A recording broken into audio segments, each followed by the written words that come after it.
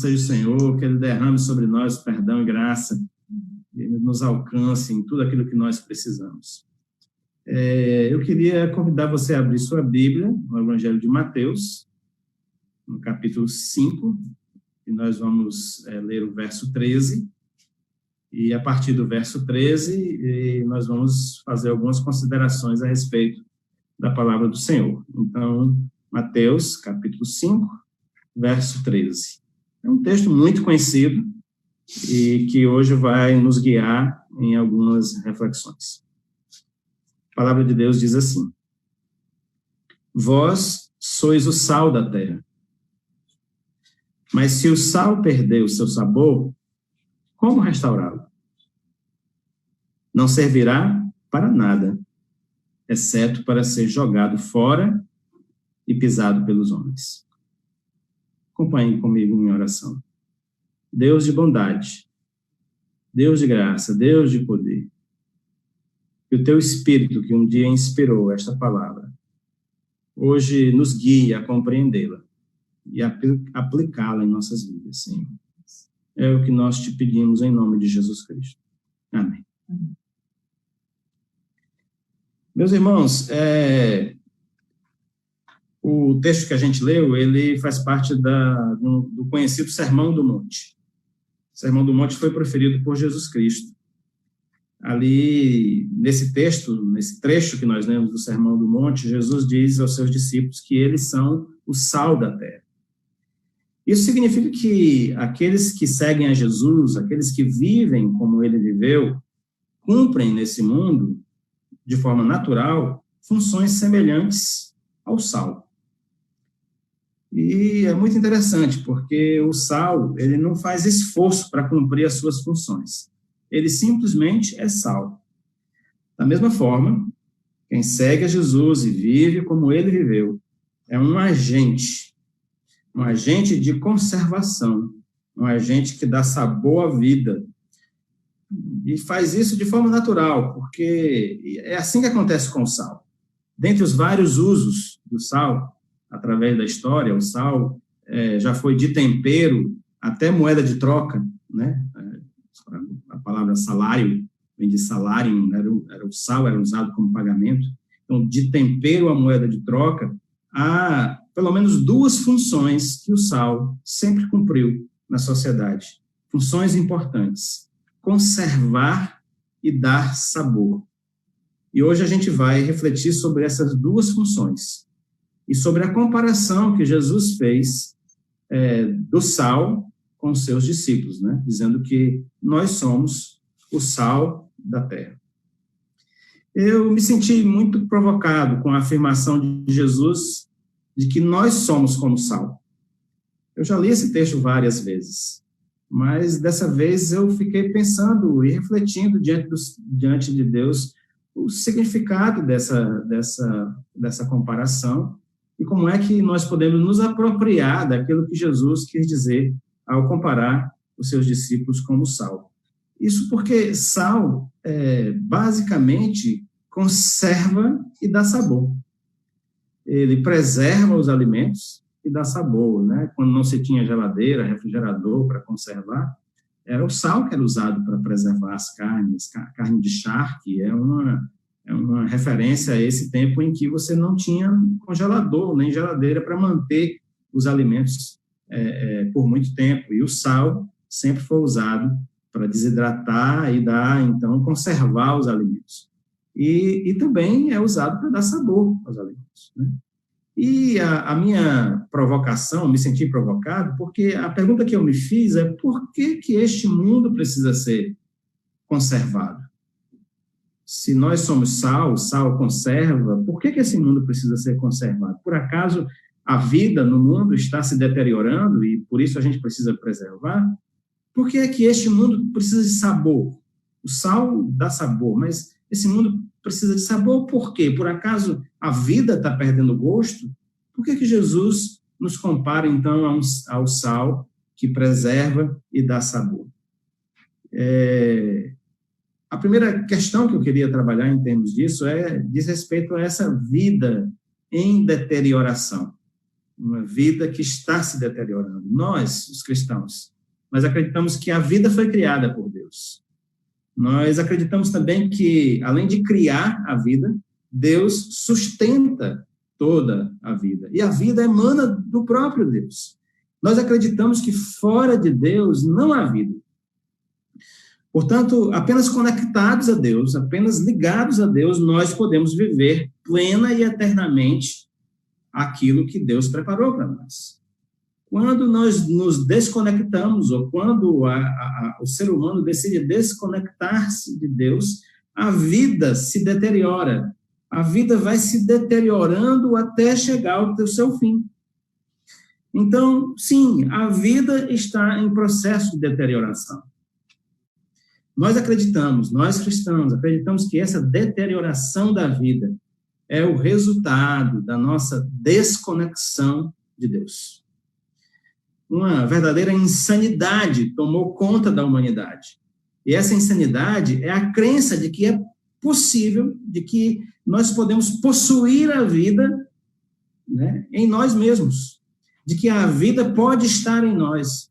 A ilusão é de que é possível deixar Deus de lado, que é possível, deixando Deus de lado, prosseguir e viver a vida e experimentar a plenitude da vida. Essa ilusão, ela tem causado um dano tremendo em toda a humanidade. Tomados por essa ilusão, a humanidade virou as costas para aquele que é a própria vida. E é por isso que a vida está se deteriorando. É por isso que nós estamos morrendo. Interessante, porque na contramão dessa ilusão, o apóstolo João, que conviveu com Jesus, afirma o seguinte, na sua primeira carta, no capítulo 5, versos 11 e 12. Deus nos deu a vida eterna. Olha que interessante. João reconhece que a vida vem de Deus. Deus nos deu a vida eterna. E esta vida está em seu Filho.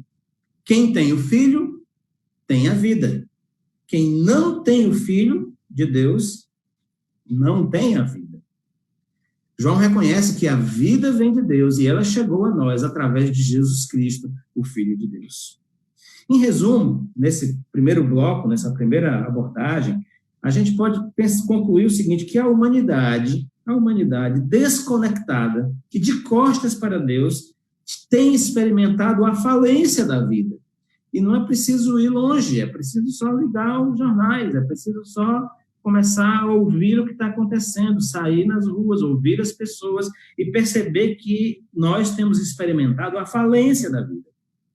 Por outro lado, aqueles que têm Jesus, segundo João afirma, porque se renderam a ele, porque se entregaram a Jesus, têm a vida em si, receberam a vida em si. E por que então Jesus nos compara ao sal?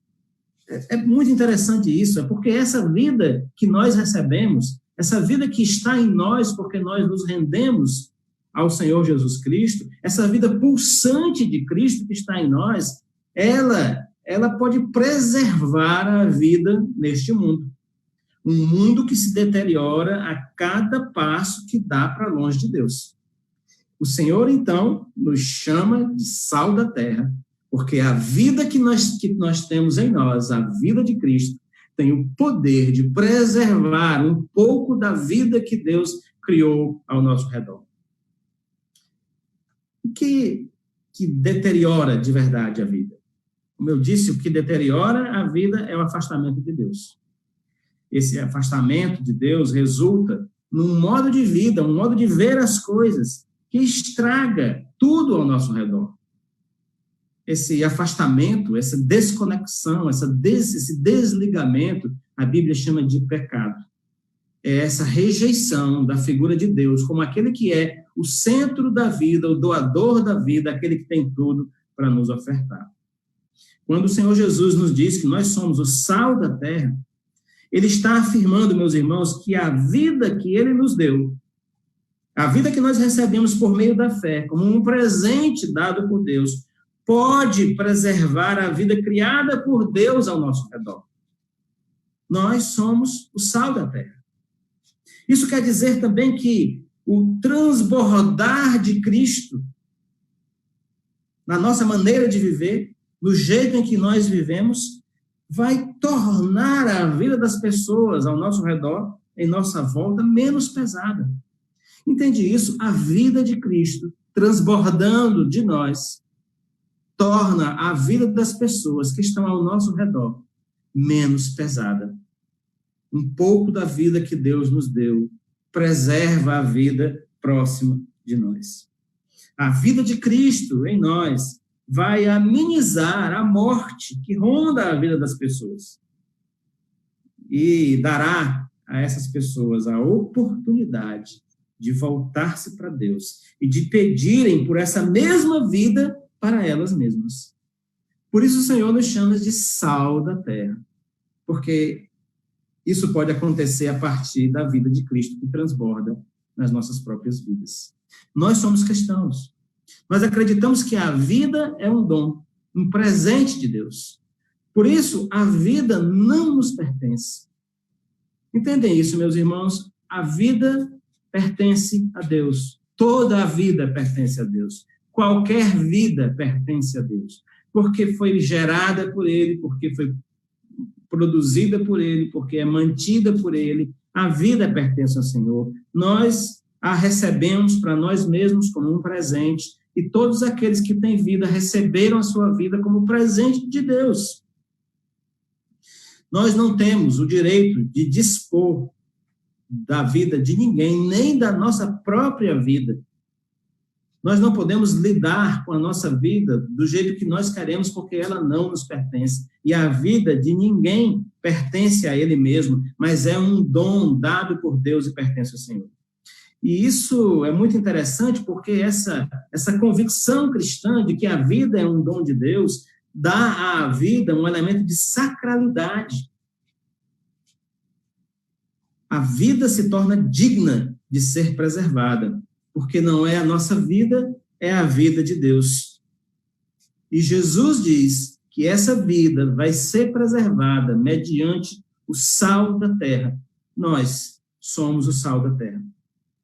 Como isso acontece? Como é que a vida é preservada? Como é que, no meio de um mundo que está morrendo, nós que somos sal da terra, podemos preservar a vida ao nosso redor? Isso é interessante porque a gente vai comparar agora algumas atitudes e algumas circunstâncias que são capazes de preservar a vida ou de destruir a vida. E nós somos chamados às atitudes que preservam a vida. O primeiro embate, a primeira decisão que é preciso tomar em relação a como nós lidamos com a vida, diz respeito a você desprezar a vida ou você apreciar a vida. Quem tem a vida de Cristo em si, aprecia a vida. Não despreza nenhum tipo de vida. Há quem despreze a vida. Há pessoas que desprezam, simplesmente não consideram a vida sua nem as dos outros importantes. Mas nós somos o sal da terra. Nós somos aqueles que apreciam a vida e que não desprezam a vida. Como poderiam aqueles que são o sal da terra desprezar a vida? Como poderiam aqueles que foram colocados neste mundo para preservar a vida, por exemplo, espancar animais, engaiolar pássaros, destruir o meio ambiente? Pastor, mas essas coisas são pequenas, são os pequenos sinais de desprezo pela vida. E a vida é uma só. Não importa se é a vida de um animal, a vida de uma pessoa, a vida de uma cidade inteira. A vida toda pertence ao Senhor. Nós enxergamos a beleza da vida, nós não desprezamos a vida. Nós observamos, nós que cremos em Cristo Jesus, olhamos para as flores, para as florestas, e vemos ali a expressão do amor de Deus. Nós olhamos para os pássaros, para a vida que há nos animais, olhamos para os ciclos de vida que se estabelecem por toda a natureza criada, a diversidade de vida, e nós louvamos ao nome de Deus, reconhecendo que ali há a vida do próprio Deus investida naquelas coisas. sejam as grandes árvores ou as gramas debaixo dos nossos pés, a vida sempre nos parece digna. Ela nunca é desprezível e nunca pode ser desprezada. É interessante pensar que Jesus disse que Deus se importa com os pequenos pássaros e que Deus se importa com as flores do campo, aquelas flores que a gente chama de mato, sabe? Deus se importa com elas.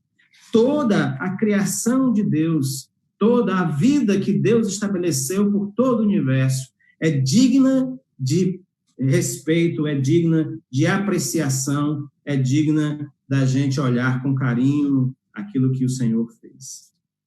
Aí a gente entra no segundo bloco de atitudes, quer dizer, nós não somos aqueles que desprezam a vida, nós somos aqueles que apreciam a vida. Nós olhamos para a vida, vendo nela a beleza daquilo que Deus criou. Mas, além de apreciar a vida, nós que somos o sal da terra, nós que fomos chamados a conservar a vida, nós também cumprimos nosso papel de sal da terra, quando, além de apreciar, nós respeitamos a vida. Apreciar é quase uma contemplação da vida, mas respeitar a vida é um passo a mais do que apreciar. Agora, isso exige de nós algumas atitudes. Um dos aspectos do respeito à vida é que nós não temos o direito de tirá-la. Nenhum de nós. Não somos nós que dizemos quem vive e quem morre. Nenhum de nós tem o direito de dizer isso. Não somos nós, meus irmãos, que vamos determinar o jeito como a vida é vivida. A vida não nos pertence.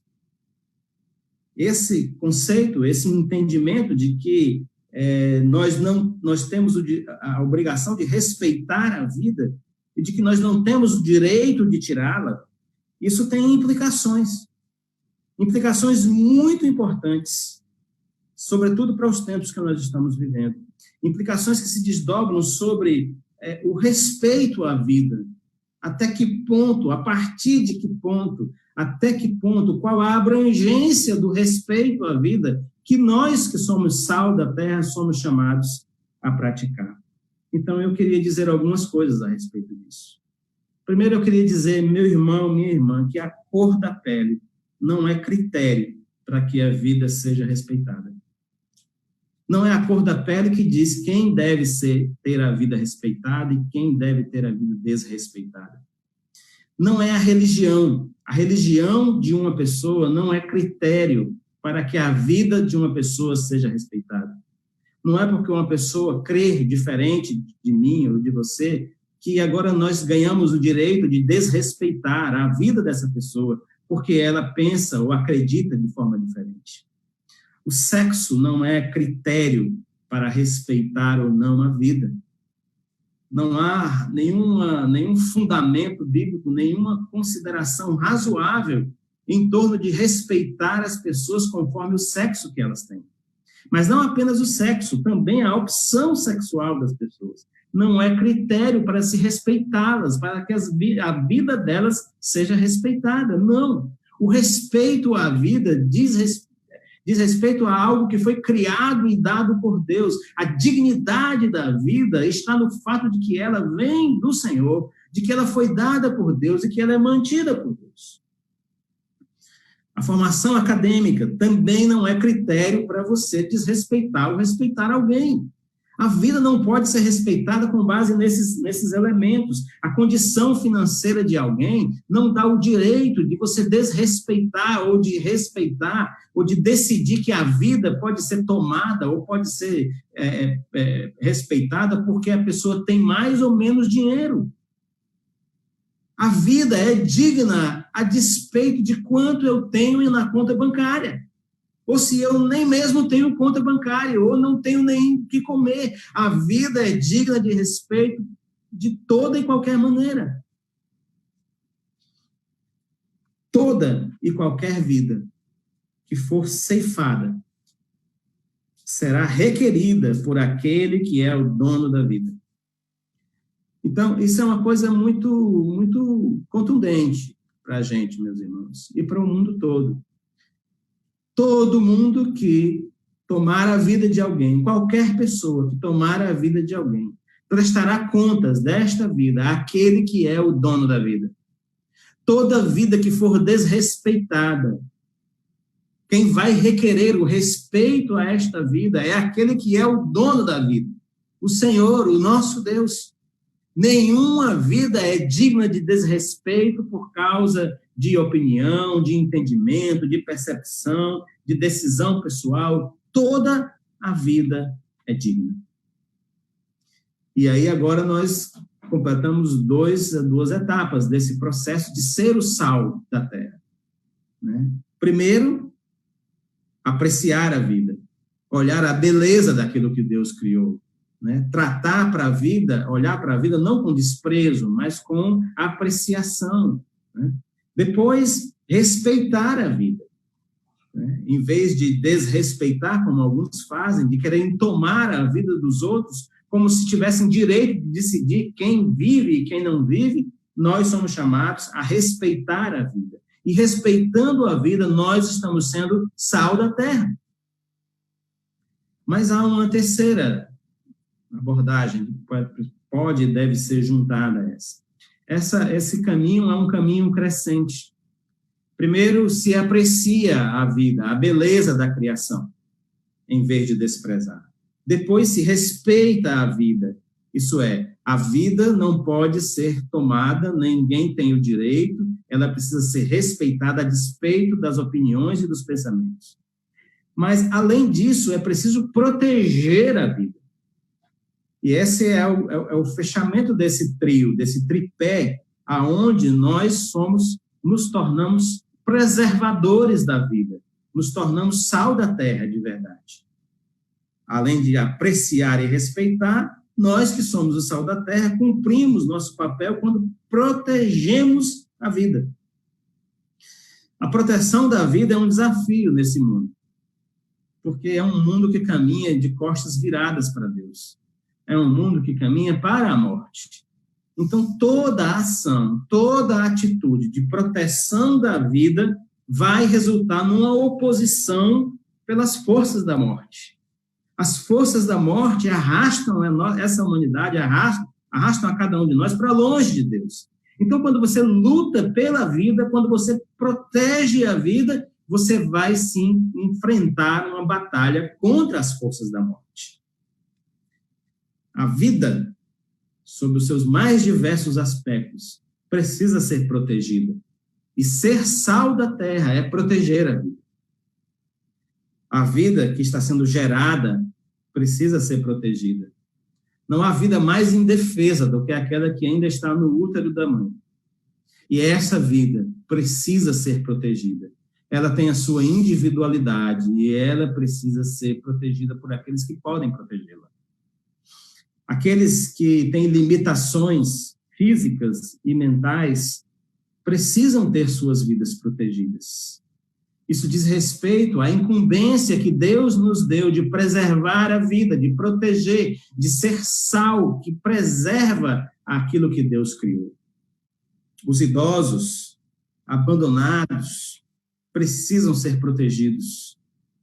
Faz parte do nosso papel de ser sal da terra, proteger os idosos abandonados por suas famílias, abandonados por seus entes queridos. O homem escravizado precisa ser protegido, porque não se fala muito, mas ainda hoje nós temos, mundo afora, e sobretudo no Brasil, muitas pessoas que trabalham em situação semelhante à escravidão. Homens escravizados precisam ser protegidos, eles foram subjugados, eles vivem agora à mercê de quem se acha dono das suas próprias vidas, e essa vida escravizada precisa ser protegida. As crianças abusadas precisam ser protegidas, ser sal da terra é proteger a vida das crianças abusadas. As mulheres agredidas precisam ser protegidas. O homem encarcerado precisa ser protegido. Eu acho impressionante como o sentimento de ódio toma conta de muitas pessoas que querem a morte daqueles que estão encarcerados. Mas o Senhor Jesus disse algo diferente a respeito disso. O Senhor Jesus disse que aqueles que vão até os presídios, aqueles que visitam aqueles que estão presos, esses que visitam serão reconhecidos como seus discípulos. É uma postura muito diferente diante daqueles que estão encarcerados, porque eles também precisam ser protegidos a despeito dos crimes que tenham acontecido. A vida precisa ser protegida. Meus amados irmãos, proteger a vida é ser o sal da terra. Preservar a vida é ser o sal da terra. A vida começa a ser violada com palavras. É importante a gente entender isso. Nenhuma agressão acontece de uma hora para outra. As agressões são escaladas, que começam com palavras. Essas palavras saem da boca depois de terem sido gerados pensamentos. Então, tudo começa lá na mente, lá no coração. Os pensamentos e as ideias são alimentados e é dado espaço para esses pensamentos na mente. Depois, aquilo se transforma em palavra. Tiago diz que isso é algo que nós podemos lidar e nós não precisamos deixar que esse processo aconteça todo. Deixar que o pecado seja gerado na mente e, a partir dali, ele se torne algo prático na vida, nas nossas vidas. Aqueles que têm o Espírito de Deus se deixam ensinar pelo Espírito de Deus e não permitem que as ideias e pensamentos estranhos a Deus se tornem uma maneira de viver, uma maneira de lidar com a vida. Eles se deixam ensinar, e se deixam ensinar porque querem ser transformados em sua maneira de pensar, em sua maneira de falar, transformados pela renovação da mente. É isso que o apóstolo Paulo diz. E aí, transformados pela renovação da mente, pensando conforme a mente de Cristo, entendendo o valor da vida, entendendo a nossa condição de preservadores da vida, aí nós podemos partir para proteger a vida e sermos de verdade sal na terra. Você tem agido como sal da terra? Essa é uma pergunta difícil de fazer. Eu sei que às vezes incomoda fazer perguntas assim, mas alguém precisa perguntar. Eu estou perguntando para você, você tem sido sal da terra? Isso é, você tem apreciado a criação de Deus? Ou você tem desprezado aquilo que Deus criou? Você tem respeitado a vida nas suas mais diversas expressões? Você tem agido como quem não tem direito sobre a vida dos outros? Ou você age como quem pudesse arbitrar sobre a vida dos outros? Você tem agido como alguém que protege a vida exposta? Você tem levantado a sua voz para proteger a vida? Você se pronuncia quando a vida é ameaçada? Você tem sido sal da terra? Jesus explica que se o sal não puder conservar os alimentos, se ele perder a sua função, ele vai estar negando a sua própria essência.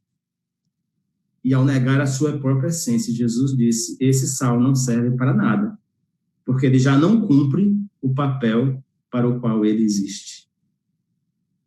Mas se deixarmos a vida, meu irmão e minha irmã, ouça isso, se nós deixarmos a vida de Deus transbordar de dentro de nós, a vida ao nosso redor vai ser apreciada, respeitada, protegida e preservada. E nós estaremos cumprindo, vivendo, experimentando aquilo que Jesus disse que nós somos, o sal da terra. Ore agora comigo por um instante e logo em seguida nós vamos adorar o Senhor com algumas canções. Pai querido, Deus de bondade e misericórdia, alcança nosso coração nesse momento, Senhor. Senhor, nós clamamos a Ti, não nos deixa passar passivos por essa vida, Senhor Deus. mas ajuda-nos a assumir o papel que o Senhor nos deu, de sal da terra. Senhor.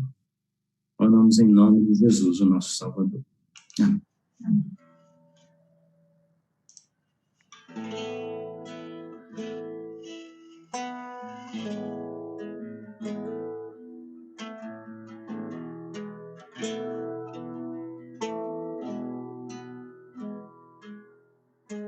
Cedo me acorda a oração, meu coração que tá apertado para ver o mundo diferente da notícia repetida na televisão.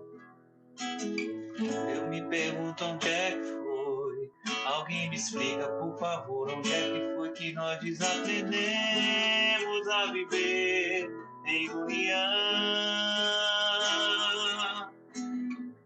Posso até sonhar, mas se eu aqui só esperar, eu sou um deles, eu sou um deles. Minha oração só é real transformação se começar em mim. Haja mais amor a começar em mim. Amor que eu tanto quero ver a começar em mim. A começar em mim. Quem me perceber, que antes possa me reconhecer, me descrever em teu amor.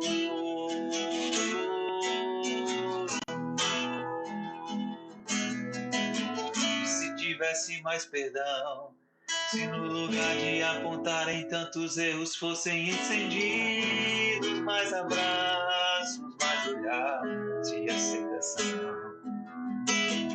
Se não mais santo tempo em vão, se nosso bem mais precioso não faltasse tanto para ouvir, para entender o meu irmão. Quero ver mudar, mas se eu aqui só esperar, eu sou um deles, sou só um deles. Minha oração só é real transformação se começar em mim. Haja mais amor a começar em mim. Amor que eu tanto quero ver a começar em mim. Começar em mim.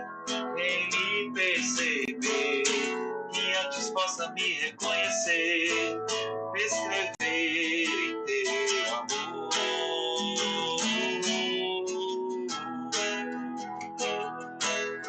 La, la, la, la, la, la, la, mais amor em mim.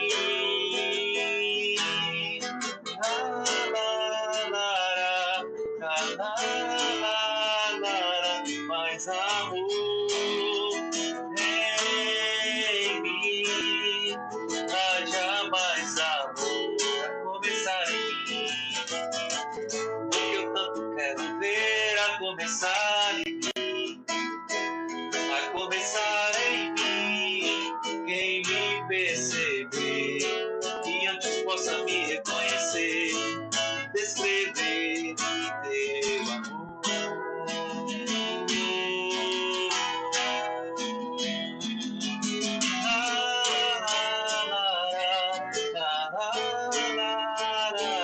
Mais amor em mim.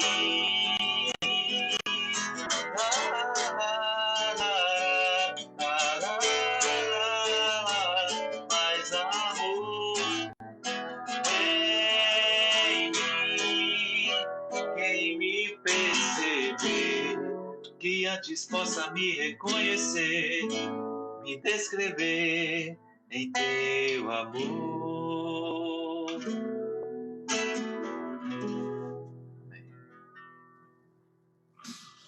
Amém. Essa é uma outra canção que sempre me pega pelo pé. Bom, meus irmãos, como eu tinha dito, essa reflexão de hoje a gente está fazendo em 2 blocos. Nós acabamos de terminar o primeiro bloco de reflexões.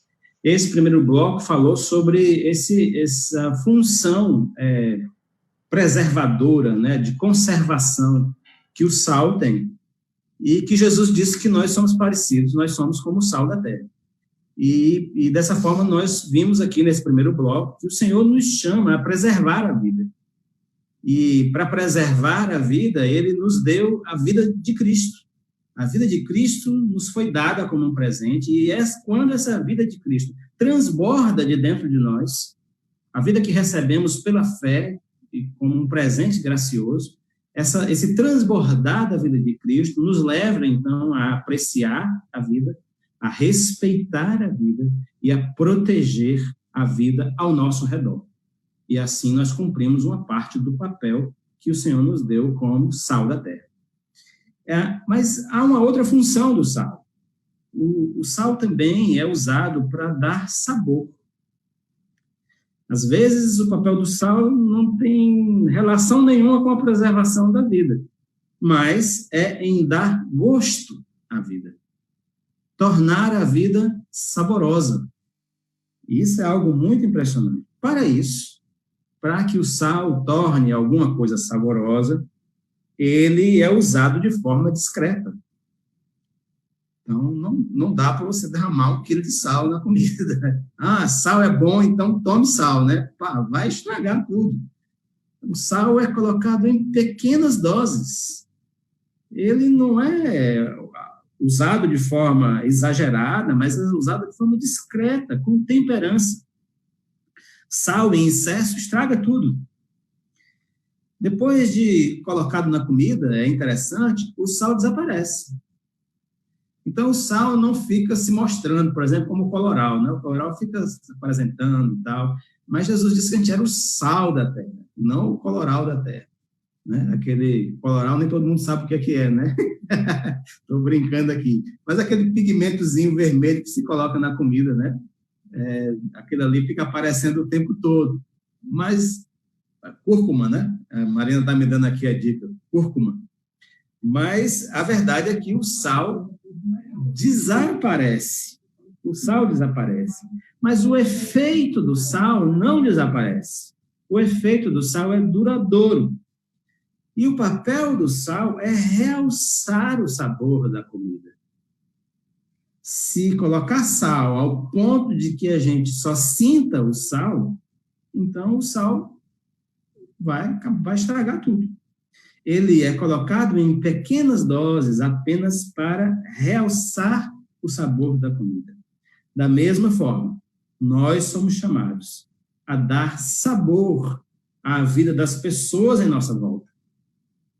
Nós somos o sal da terra. Quando a vida de Cristo transborda de nós, as pessoas à nossa volta começam a perceber que a vida pode ser bem melhor do que o que elas estão experimentando.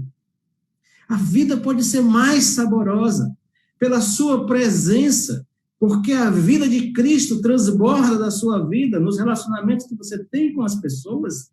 Elas vão olhar e vão dizer, poxa, eu não sabia que a vida poderia ser tão saborosa assim. Isso é algo impressionante, meus irmãos. Nós precisamos do sal para dar sabor à vida, porque tem muita coisa que tira o sabor da vida. Tem muita coisa que torna a vida insossa. Tem muita coisa que torna a vida sem graça. Todas essas coisas que tornam a vida sem graça são o resultado de nós virarmos as costas para Deus. Então, quando nós viramos as costas para Deus, quando nós traçamos a nossa rota, o nosso destino, o nosso próprio destino, para longe do Senhor, quando nós achamos que a vida que há em nós é autossuficiente, quando nós começamos a cultivar a ilusão de que nós podemos fazer a vida valer a pena sem Deus, aí nós começamos a experimentar o desprazer da vida, a vida perdendo o sabor. A questão que é importante nesse entendimento é que Deus não é só o criador da vida. Ele é também o que mantém a vida. Então, você não vai conseguir manter a vida de forma que ela seja saborosa sem aquele que mantém a vida, que é o mesmo Deus que a criou. Sem contar com o Senhor, a manutenção da vida se torna insuportável. E a vida vai se tornando sem graça, insossa. Porque nós não conseguimos fazer aquilo que é necessário para que ela ganhe o sabor que ela recebeu de Deus para cada um de nós. Desconectados de Deus, algumas coisas que se abatem sobre nós tornam a vida insossa. E eu queria falar sobre 3 delas, pensando nesse nosso papel de dar sabor à vida. Algo que torna a vida sem sabor, insossa, é a gente se sentir desconectado das pessoas. Não sei se você já experimentou isso. Eu já experimentei algumas vezes. E quem experimentou a sensação de estar desconectado das pessoas sabe que isso provoca um sentimento, provoca uma sensação de que a vida está meio sem graça. A vida está meio sem aquele gosto, aquela coisa gostosa de viver. Isso acontece, sabe por quê? Porque Deus nos fez relacionais. Deus nos fez para nós nos relacionarmos com as pessoas. As Escrituras revelam que o propósito de Deus, ao criar a humanidade, é que nós fôssemos muitos, crescer e multiplicar, é o que tem lá, e que nós nos relacionássemos uns com os outros, que nós interagíssemos uns com os outros. É surpreendente, mas é verdade que no Novo Testamento há mais de 40 orientações normativas, isso é, mandamentos que são do tipo uns aos outros. Porque o Senhor nos empurra uns para os outros, porque Ele nos fez para nos relacionarmos. Portanto, meus irmãos, quem é sal da terra não se isola. Olha que coisa legal. Quem é sal da terra não vive sozinho, não fica trancafiado dentro de si mesmo, não. Quem é sal da terra se relaciona com as pessoas. Quando a vida de Cristo transborda em nós, o resultado desse transbordar é que nós fazemos do mesmo jeito que Cristo fez. Nós vamos ao encontro das pessoas, porque foi isso que Cristo fez. A palavra diz que ele deixou a sua glória e veio a esse mundo, tomou forma humana, e depois de tomar forma humana, viveu entre nós e se relacionou conosco. E assim, quando a vida de Cristo transborda de dentro de nós somos arrastados a conviver e a nos aproximarmos das pessoas. É interessante, eu estava pensando, enquanto eu escrevia o texto dessa mensagem, que a gente sempre diz que a vida da igreja é relacional, né? Eu sempre digo isso na vida. A vida da igreja é relacional. Mas a verdade é que a vida, aonde quer que ela exista, ela é relacional. A vida não pode ser isolada. Deus fez a vida para ser vivida e experimentada de forma relacional, de forma coletiva. E nesses dias em que o isolamento social ainda precisa ser praticado por muitas pessoas, nós, que somos o sal da terra, nós somos chamados, meus irmãos, a nos conectarmos com as pessoas. E quando nós nos conectamos com as pessoas, mesmo através das redes sociais, mesmo através do telefone, através de um e-mail, do WhatsApp, seja do jeito que for, quando nós nos conectamos com as pessoas, nós então assumimos o papel de sal da terra. Que coisa impressionante isso. Nós começamos a dar sabor à vida das pessoas à nossa volta. A vida se torna mais saborosa porque nós tomamos a iniciativa de nos conectar com as pessoas. Essa é a primeira abordagem desse segundo bloco. Então, ser sal da terra, dar sabor à vida, passa pela nossa conexão com as pessoas. Essa é a primeira coisa. Porque a desconexão deixa gosto de morte, deixa a vida insossa. Mas a conexão abre os sabores da vida para que a gente possa, então, assim, se alegrar com a maneira como o Senhor nos fez para vivermos uns com os outros. Há uma outra coisa, uma segunda coisa que tira o gosto da vida. A desconexão tira o gosto da vida. Mas há uma outra coisa que também tira o gosto da vida. É a dor. O sofrimento. Ele tem o poder, seja do tipo que for o sofrimento, de deixar a vida sem graça, de deixar a vida sem sabor. Como, meus irmãos? Como podemos ser o sal da terra para aqueles que sofrem? Há muitas pessoas, e você vai encontrar aí, se viajar pela internet, ou for ouvir pregadores de televisão, há muitas pessoas que prometem o fim da dor, o fim do sofrimento. A solução que eles propõem para o fato de que a dor deixa a vida sem graça, a solução deles é o fim da dor. E eles, por um punhado de moedas, às vezes muitos punhados de moeda, oferecem o fim da dor, o fim do sofrimento. Mas não foi assim que Jesus fez. E não foi isso que Jesus disse. Ao contrário do ensino e da pregação dessas pessoas, Jesus afirmou o seguinte: no mundo vocês terão aflições. Jesus não negou o fato de que a aflição e a dor fazem parte da natureza humana. Mas ele completou essa frase dizendo: mas tenham um bom ânimo. Não se abatam, porque eu venci o mundo. Então, a proposta de Jesus é diferente. A proposta de Jesus não é eliminar o sofrimento ou eliminar a dor, mas aprender o seu significado e aprender a lidar com ele. O sofrimento também tem o poder de levantar perguntas difíceis. Qualquer um de nós que passou por uma grande dor ou um sofrimento, certamente perguntou: por que eu? Por que foi comigo? Por que com o meu filho? Por que na minha família?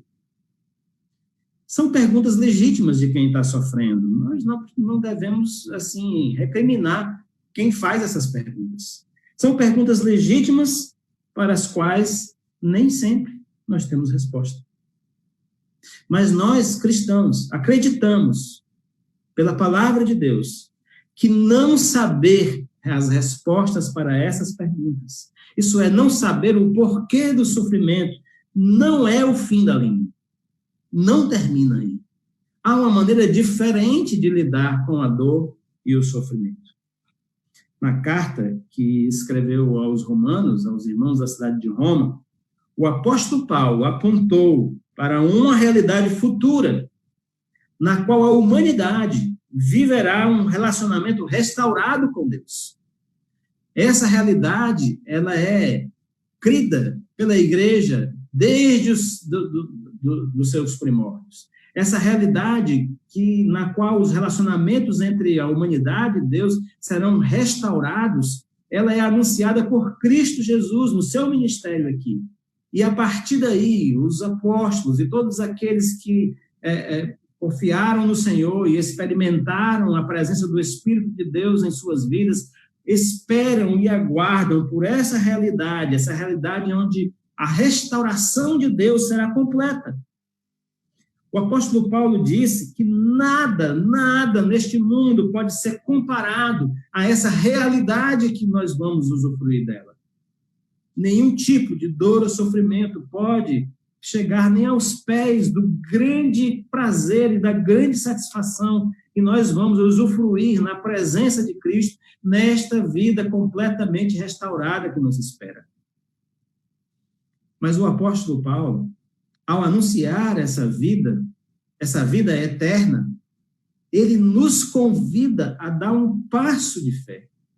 E é importante entender isso, porque esse passo de fé, sem esse passo de fé, você não vai conseguir prosseguir, não vai conseguir lidar com tudo que está caindo sobre a sua cabeça e sobre a sua vida. E o passo de fé que o apóstolo nos chama a dar é a confiança de que Deus está no controle de todas as coisas. Ao nos depararmos com a dor e o sofrimento, ao sermos alcançados com a dor e o sofrimento, nós somos desafiados pelas Escrituras a confiar que o nosso Deus, Senhor, soberano sobre todas as coisas, não foi pego de surpresa. Ele continua com tudo nas suas mãos. Mesmo aquelas situações mais adversas, mesmo as situações mais sofridas, mesmo a dor mais intensa, diz a palavra de Deus, serão usados por Ele para o bem daqueles que o amam.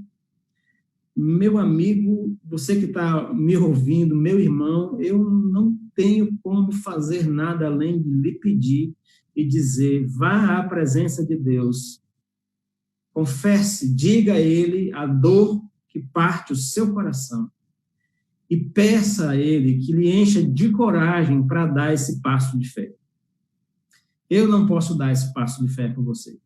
Ninguém pode dar esse passo de fé por você. É você mesmo quem precisa dar. É você que precisa decidir confiar na soberania amorosa de Deus, no fato de que Deus está conduzindo esse universo e que mesmo as coisas mais terríveis serão usadas para o bem daqueles que amam ao Senhor e que se entregaram a Ele. É um exercício que você precisa fazer. Esse argumento do apóstolo Paulo está na carta que ele escreveu aos Romanos, como eu disse, no capítulo 8, versos 18 a 26. Portanto, meus irmãos, aqueles que são o sal da terra, quando ao permitirem que a vida de Cristo transborde de suas vidas, nós que somos o sal da terra, somos chamados a sofrer com os que sofrem, não a recriminar os que sofrem, não a desprezar os que sofrem, não a fazer pouco caso dos que sofrem, não a fazer chacota e piadas com os que sofrem, mas a sofrer com os que sofrem. Esse é o nosso chamado. Foi para isso que o Senhor nos chamou. Mas além de sofrer com os que sofrem, nós fomos chamados como sal da terra para dar gosto à vida, a falar da esperança que nós temos depositado naquele que tem tudo em suas mãos. Entende isso? Quando você fala da esperança que enche o seu peito, quando você, meu irmão, deixa tudo isso transbordar da sua vida, as pessoas ao seu redor experimentarão um pouco de sabor na vida, mesmo nos momentos difíceis de dor e sofrimento. E aí você vai estar cumprindo aquilo que Deus lhe chamou a ser, sal da terra, dando sabor em meio ao sofrimento. Olha, meu irmão, minha irmã, acolher quem sofre é um ensino de Jesus. E é um ensino claro. Nós não temos dúvida a respeito disso. Ele mesmo, o Senhor Jesus, diz que muitas pessoas serão reconhecidas como seus discípulos por causa da empatia prática que tiveram com os que sofrem. E que empatia prática é essa? Jesus explica, ele diz assim, eu tive fome e vocês me deram de comer. Eu tive sede e vocês não fizeram piadinha no Facebook, nem no WhatsApp, vocês me deram de beber. Eu não tinha o que vestir e você me deu roupas. Eu estive doente e você foi me visitar. Eu estava preso e, em vez de você querer a minha morte, você quis o meu bem. É isso que o Senhor está dizendo. É o ensino de Cristo. O sofrimento, aquele que sofre, precisa ser acolhido em sua dor. Por isso não cabe a nós outra atitude diferente dessa que Jesus nos chama a ter. Quando a gente age assim, quando a gente acolhe aquele que sofre, quando a gente faz algo a respeito da dor daquele que sofre. Quando a gente aponta para a esperança que há em Cristo Jesus, a esperança da eternidade. Quando nós agimos dessa maneira, aí o que acontece é que transborda de dentro de nós a vida de Deus. E aí um pouco de sabor é dado à vida dessas pessoas. E nós cumprimos o chamado do Senhor para sermos sal da terra. Há ainda uma terceira situação, né, que tira o sabor da vida. Eu vou concluir com ela esse segundo bloco de reflexão. Nós estamos pensando nesse segundo bloco a respeito da nossa função como sal da terra. E uma das funções do sal é dar sabor à vida. E nós já vimos que nós podemos dar sabor à vida de várias maneiras. E agora há uma outra forma que nós vamos ver. A desesperança é um elemento que tira o sabor da vida.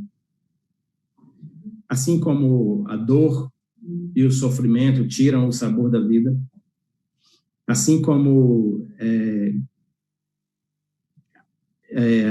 a desconexão, a falta de relacionamentos tira o sabor da vida, a desesperança também tira o sabor da vida, torna a vida insossa. A falta de horizontes para uma pessoa tem um efeito avassalador sobre a vida dela. Alguém que perdeu as esperanças, alguém que não tem mais ânimo para a vida, alguém que não tem mais horizonte, vive uma vida assim, terrível. Ser o sal da terra, como Jesus nos chamou, é, ao mesmo tempo, ser uma esperança para os sem esperanças e apontar para a esperança que há em Cristo Jesus. São duas atitudes diferentes. Uma diz respeito a ser você mesmo, a esperança, ainda que por um breve momento, para aqueles que estão desesperançados. E a outra atitude é apontar para a esperança que há em Cristo Jesus. É possível para nós sermos esperança. Não é uma coisa impossível. As pessoas às vezes imaginam, como é que eu vou ser esperança para alguém? Sim, nós podemos ser esperança para algumas pessoas ao nosso redor. Quando a vida de Cristo transborda em nossas vidas, nós somos levados a fazer as mesmas coisas que Cristo fazia. E o que Cristo fazia? Cristo dava palavras de encorajamento para as pessoas. Jesus olhava para as pessoas e encorajava elas a prosseguirem na vida. Jesus abraçava as pessoas, acolhia. Jesus tinha compaixão das pessoas. Jesus ouvia as pessoas. E é desse jeito que nós podemos ser de esperança para algum. Porque nenhum de nós tem respostas para muitas coisas, mas nós podemos ser parceiros de caminhada das pessoas. E Jesus era um parceiro de caminhada daqueles que estavam ao lado dele. Mesmo sendo Deus eterno, Deus todo-poderoso, ele se fez homem. E enquanto homem ilimitado nesta vida, ele se colocou ao lado das pessoas, para ouvi-las, para compadecer-se delas, para abraçá-las, para acolhê-las. Coisas assim, meus irmãos, podem ser uma tábua de salvação num dia difícil. Entende isso? Uma palavra de encorajamento dita do fundo do seu coração, com pertinência. Não é aquelas correntes, não, sabe? Não é pegar aquela imagem e mandar para todo mundo de uma vez só, não. É a sua palavra dita para aquela pessoa. É você falando com ela e dando uma palavra de encorajamento, dizendo, eu estou aqui do seu lado, eu entendo, eu me compadeço, meu coração está partido junto com o seu. Essas atitudes, pequenas atitudes de conexão com as pessoas são capazes de produzir esperança. E, às vezes, é preciso um pouquinho de esperança só, para que a pessoa não afunde, para que ela consiga se agarrar e permaneça na superfície da vida por um tempo a mais, até que a salvação venha, até que ela consiga ser resgatada da tempestade em que ela se colocou. Essa é uma coisa necessária. Então, ser esperança. Mas para os desesperançados, para aqueles que não têm esperança, essa tábua de salvação é provisória. O ponto alto da nossa função como sal da terra, em termos de desesperança, é oferecer a esperança que há em Cristo Jesus.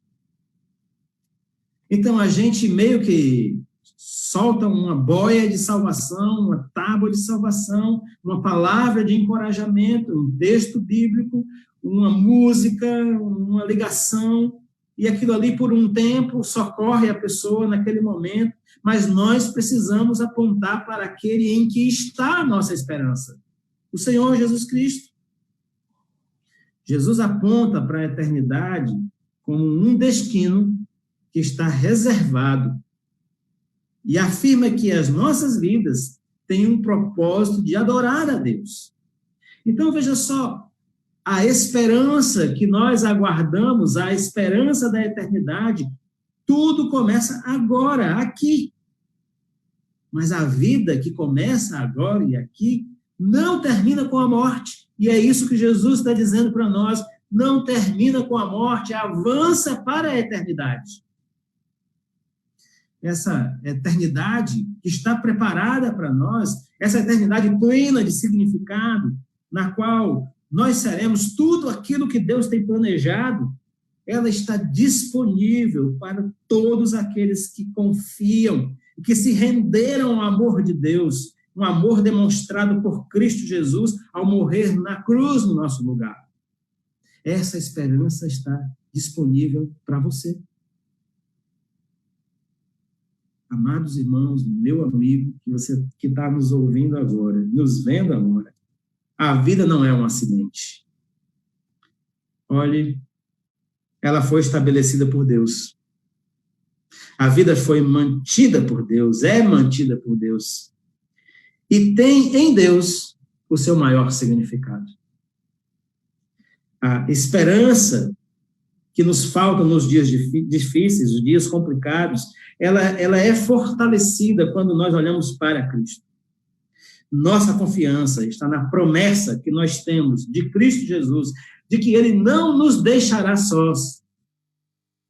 E na promessa que Ele nos deu, que um dia voltará para nos buscar, e que um dia nós estaremos com Ele nessa eternidade que está preparada para todos aqueles que se renderam a Jesus Cristo. Todos aqueles que abandonaram a fuga de Deus e que, em vez de andarem de costas para Deus, deram meia volta, arrependeram-se do que estavam fazendo e começaram a caminhar em direção a Deus. Nossa confiança está nas promessas que o Senhor nos deu. Essa é a esperança dá sabor à vida. Essa esperança da eternidade torna a vida, aqui e agora, mais saborosa. Vós sois o sal da terra, disse o Senhor Jesus Cristo. Quando a vida de Cristo transborda em nós, nós vivemos para preservar a vida. Nós somos sal da terra. Nós apreciamos a vida, respeitamos e protegemos. Quando a vida de Cristo transborda em nós, nós vivemos para dar sabor à vida ao nosso redor. Nós nos conectamos com as pessoas, sofremos com os que sofrem, ressignificamos o sofrimento, damos uma saída para isso. E somos esperança prática, além de apontar para a esperança que há em Cristo Jesus. Que o Senhor nos ajude, meus irmãos, que Ele permita que a vida de Cristo transborde de nós, que Ele nos fortaleça, para que a gente possa viver as nossas vidas de uma maneira que esse transbordar seja possível e nós experimentemos o papel de sal da terra. Que Ele nos abençoe e nos guarde.